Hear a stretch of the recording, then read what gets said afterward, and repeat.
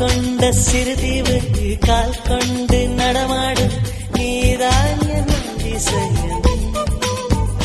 உலகில் ஏழல்ல அதிசயங்கள் வாய் பேசும் பூவெனி எட்டாவது அதிசயமே. வான் மிதக்கும் கண்கள் தேன் தெரிக்கும் கண்ணங்கள் பால் குடிக்கும் மதரங்கள் அதிசயமே. நங்கை கொண்ட வீரல்கள் அதிசயமே.